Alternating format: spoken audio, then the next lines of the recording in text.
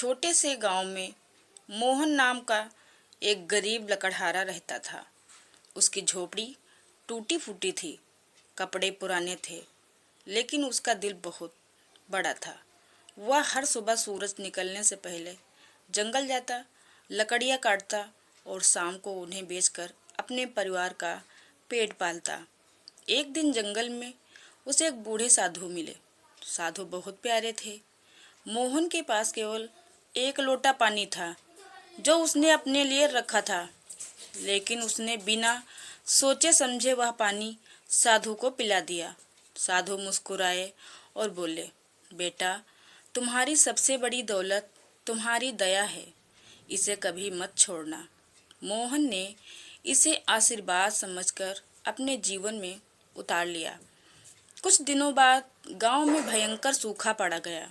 लोगों ने एक दूसरे की मदद करना छोड़ दिया, लेकिन मोहन अपनी थोड़ी सी कमाई में से जरूरतमंदों की मदद करता रहा।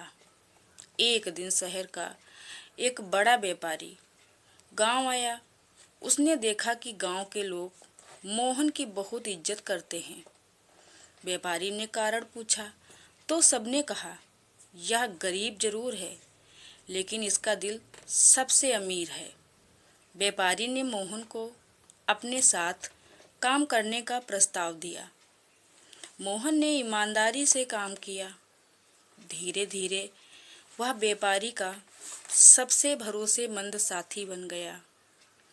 कुछ वर्षों बाद वही मोहन गांव का सबसे सम्मानित और संपन्न व्यक्ति बन गया, लेकिन उसने कभी अपनी सादगी नहीं छोड़ी।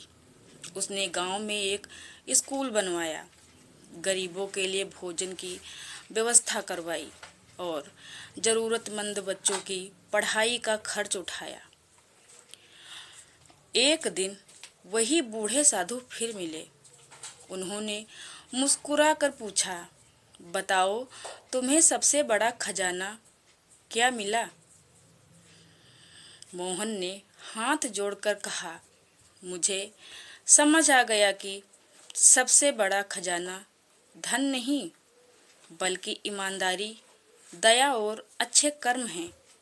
धन तो कभी भी खत्म हो सकता है, लेकिन अच्छे कर्म हमेशा इंसान के साथ रहते हैं।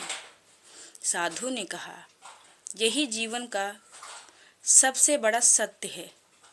उस दिन से गांव के लोग अपने बच्चों को यही सीख देने लगे कि मेहनत करो, ईमानदार बनो और जहां तक हो सके दूसरों की मदद करो, क्योंकि सच्ची सफलता केवल धन कमाने में नहीं, बल्कि लोगों के दिल में जीतने में है।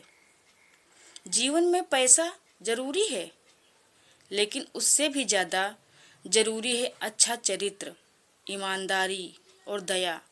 जो इंसान दूसरों के लिए अच्छा करता है, उसके जीवन में सुख और सम्मान अपने आप आ जाते हैं।